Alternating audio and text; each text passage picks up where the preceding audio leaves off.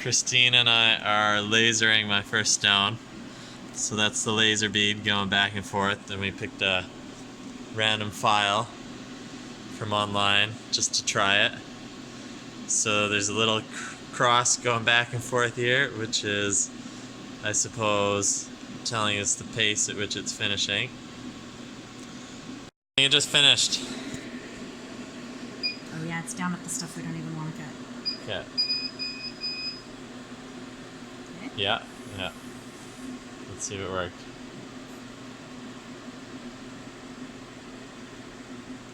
Do we get anything? I don't see anything. I'll know. But we can try again. I'll know. We got 100% nothing. We didn't get a thing. Let's try again.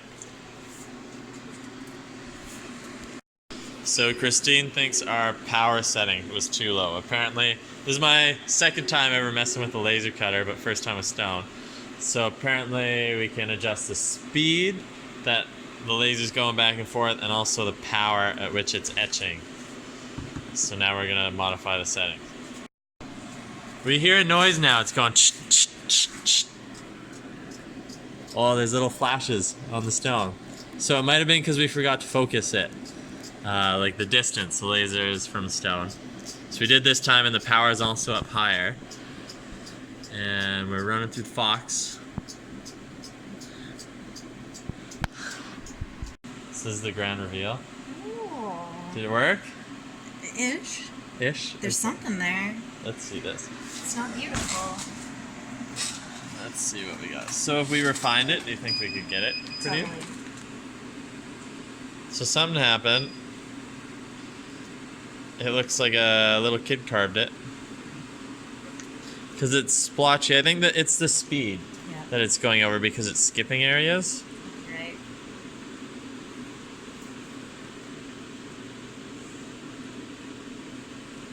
Yeah, it's not having enough time. Cool. My first stone etch. It's almost like it chipped the pieces out. It does almost look like that.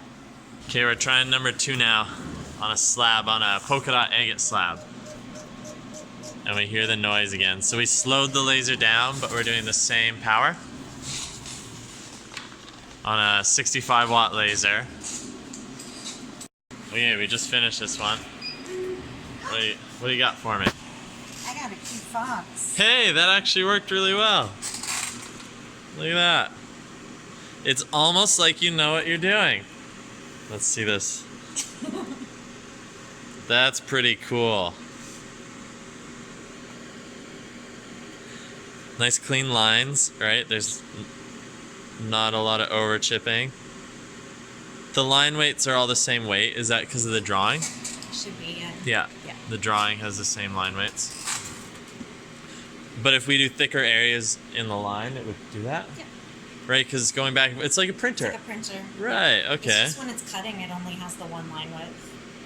And then here, so we've got a farther distance from the laser, which caused it to be out of focus. So the tip of the ear didn't even do it. And then there's more chipping. So I guess with the laser's focus, we got a nice clean line.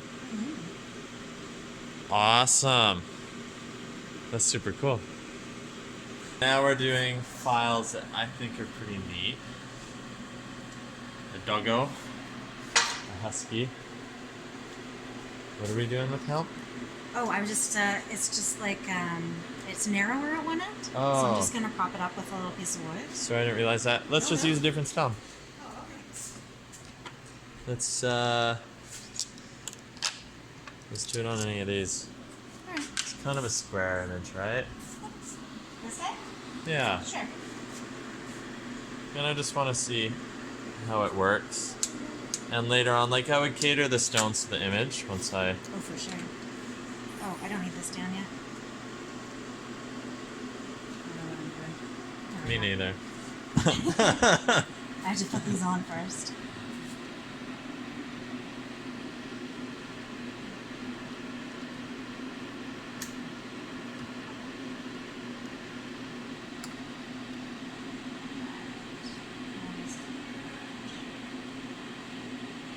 So, just to clarify, this image is not mine.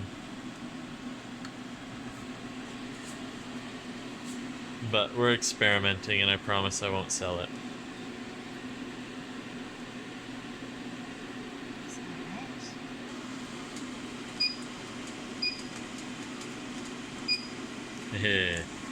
There it is.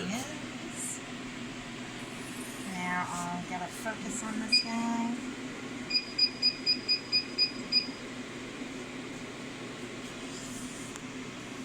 So we're doing our second laser etch, and I'm using a shattered piece of slab that's been tumble polished, because that way it's a nice flat surface and the laser can focus. We don't have to worry about it dissipating to either end of a cab like the dome. That was way too big. Oh, so let's say I wanted to really mass produce. I could pick my image files and make them, let's say, like 1 centimeter by 2 centimeters, and then the stone I cut, I would make sure that my framing on it would have that in it, right? Like when I do my preforms? Yep. That would be a quick way, okay. These are an inch by an inch. It was an American program.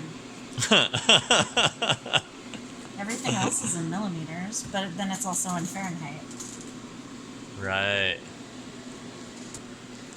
How long have you been laser cutting, Christine? About 2 years. And why'd you start?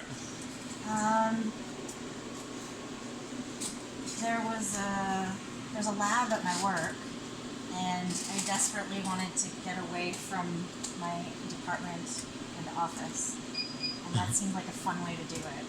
So I volunteered to learn how to use all the things in our manufacturing and prototyping lab, and I did love it. It was awesome.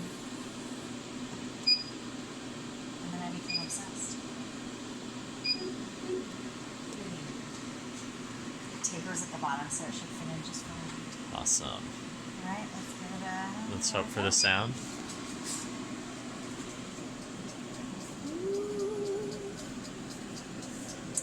It's not flashing as much, It's not. but I hear the etch.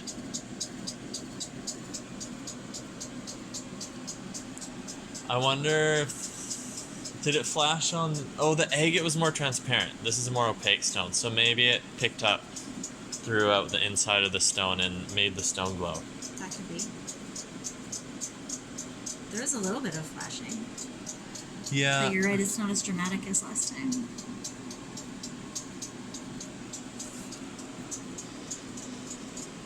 I like learning. So it's pushing 80 Fahrenheit. You said that like when it gets that hot it shuts off? I don't know the exact number, but it was like hovering like 85, 80 yesterday or Friday when I was here. Is it then always it going to just try and push 80 Fahrenheit? Like, because you said like 22% power. Yeah. So why is it so hot? It's only slightly hotter than it was when we weren't doing anything. When we weren't doing anything, it was 75. Oh, Yeah.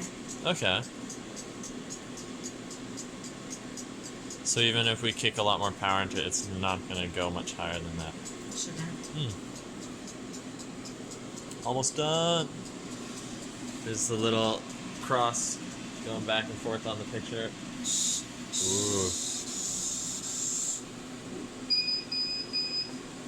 I don't know what that little last bit was. Oh, it framed it for you. We didn't even ask it to. Hey, hey! Look at that. So let's see how much detail we got in there, like with the eyeball and stuff. So we got a little bit on the ear. The eyeball we didn't get, it glazed right over that. The nose, we lost some of the fine lines. The lip is rather decent. So I think it missing the eyeball, I think it's, I don't know, maybe it still looks like a dog, but I feel like it needs the eyeball. But we could also do that bigger, right? So if I went like, you know, with the proper stone shape, I think then we would catch the eyeball, wouldn't we? Yep. Neat. The side I'm just looking at, how it ran the edge, Yeah. you can feel the chipping. Yeah. So same thing. I think it's heating it and popping pieces out because there's little cleavage scars. Yep. Oh yeah, especially around this. Yeah. It might have for some reason thought it was supposed to cut the edge and jacked up the power. Yeah. The last power it was at was 70. Okay. That might. It thought it was supposed to cut the edge? So there is an option on here I saw yesterday for doing Oh. engraving And then cutting out the piece after? and then cutting out the piece after. But I didn't pick it. Right, because for some reason the edge one ran hotter. Oh, it is. Yep, it was on there. Cutting after sweeping. So Oh. I'm gonna have to check that every time and make sure that that's checked or not. And that's something you do in the in here, not when I do the programming of my file? Okay.